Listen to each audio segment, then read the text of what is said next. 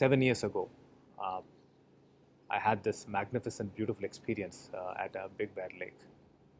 Uh, Me and my family, we were in the US, we were holidaying, and my daughter wanted to visit the Big Bear Lake. So I said, why not? So it was, I think, spring or winter, I'm not sure. So we went there, and we initially took a boat ride, and we were having a nice time. And then my daughter said, let's do jet ski. So we said, okay, let's do that. So we went to the jet ski guy, and in fact, he was closing. I think things close around 3:30 or something in Big Bear. So he said, you know what, you are the last guys to really take this out. Uh, so he was a little quick and a little hasty in giving his instructions on how we should be handling the jet ski if we especially fall off from the jet ski.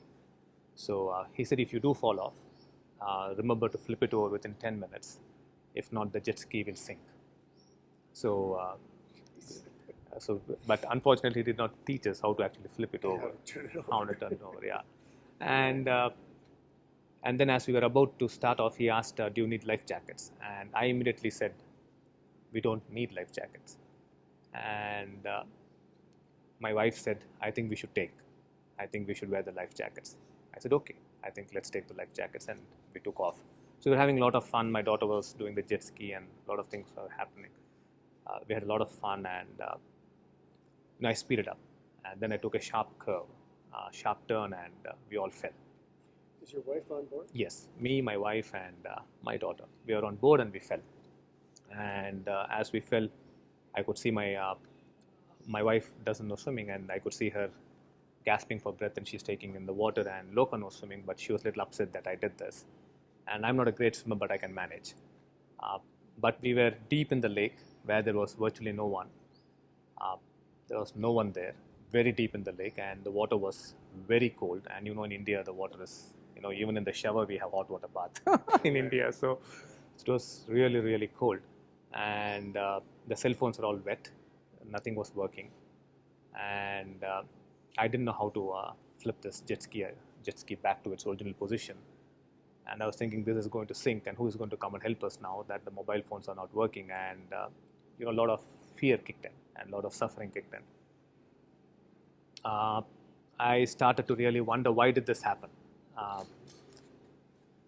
We are nowhere, nobody knows where we are and what's going to happen to us, and why did this incident happen to us, happen to our family, and happen to me? So started looking for answers in many directions. Started looking for answer in karma. Is it something bad I did that this incident happened to me now? While you're in the water? This is while I'm in the water, yes. Did I do something wrong that I had to go through this incident now, which is karma, you know. In India, people believe a lot in karma. Is it that? Or is it destiny that it was designed to happen, something dangerous is designed to happen? Or is it God which has planned this entire action? Or is it people's negative thoughts that has made this happen? So I was trying to find answers in many things because I was really troubled, and there was a lot of fear in me. But then none of these search for answers gave me any peace or any calm. I couldn't find answers at all. I'm very worried for my daughter and for my wife because it's their first experience, jet skiing, and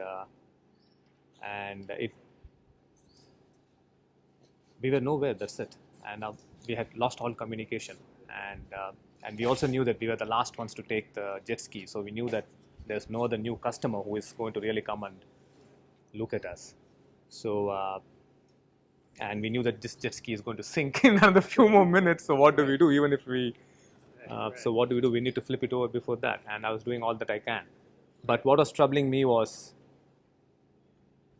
why am I suffering? Why am I in so much fear? Because normally I'm a person who is not so much into fear or anger. I quickly get out of my fear and anger because I have learned to live a spiritual life. I have spiritual teachings and everything, but this is something that I could not conquer, this fear, because I think it was very much to do with my family and not knowing what's going to happen in the next 10, 15, 20 minutes because the water was really cold and we don't know what's below the water. They told us it's very deep. So, you know, all kinds of imaginations and all kinds of hallucinations go through your head when your family is involved. And you're facing losing your family. Yes. I mean, for real. For real. for real. And I just started bringing my attention. I just started bringing my attention inwards, really to find out what's going on within me. And then it was very scary to see the truth. Very, very scary. But I had to see the truth because I knew that I have to see that to get really freedom, to experience freedom and to become free of this fear. So And what is the truth? And that truth, yes, that truth was, what if I had made the decision not to take the life jacket? You know, that scared me because I said, how could I have been so careless in making that decision? Because I know fully well that Preetha ji does not know swimming. Loka is okay, and I am also okay. Loka is good, but I'm okay. But still, it's a big lake. Yeah, it's cool. Yeah. So I could have lost my wife, and You could have lost everybody. everybody. And that was really, really. So I said, this suffering is arising because of my self-centric thinking. It's arising because I am thinking now that I would have made a wrong decision. It's really nothing to do with the incident. It's really nothing to do with destiny. It's really nothing to do with karma. It's really nothing to do with God or anything for that matter. This fear and this anxiety that I am going through is completely because of my thought process, and that thought process is all about me. That I could have made a wrong decision which could have been disastrous, which could have led to losing my family. Once I could see the truth, I could connect with my wife, I could connect with my child, I could connect with everything around me. I had tremendous amount of joy and freedom because I could clearly see that there is no reason or there is no plan behind this incident. It just happened. I took a wrong turn, I took a sharp turn, we all fell into the water. That's all. But the suffering is arising because of this thought process that I could have lost my family for my careless decision. Thank God I took my wife's input and said that let's take the life jacket.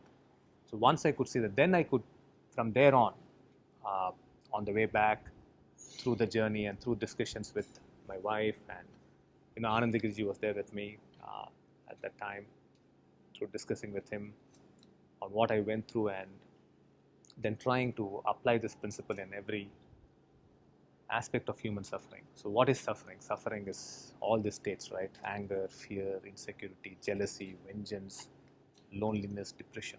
You take any of these emotions, what are you doing? All that you're doing is you're just thinking about yourself. You're worried about yourself. If somebody's hurt you, you think, why did this person hurt me? I'm such a loving person, why was I hurt? I'm such a caring person, why was I hurt? I'm such a great person, why did this happen to me? Even now, to reflect back and to think about that carelessness, and to see that I suffered so much because I was thinking about my wrong decision. Because the decision was actually Preethaji's to take the life jacket, to which I said okay. Right. So to see that suffering is, yes, to see that suffering is, I did not make the decision, and I could have been careless. I was careless, in fact, because if Preethaji did not say that, we would have all gone without the life jacket. Right. So to see that, and to see the truth of carelessness, I think, and from there so much of suffering, because you would have lost your family, whom you love so much. I think that was the insight. That was the insight that all suffering arises because of self-centric thinking. There's no other reason for your suffering. If people can see this, if people can see that my suffering is because of my self-centric, obsessive self-centric thinking, if one can see the truth, then there is freedom in it. What you experience of after that is natural and automatic.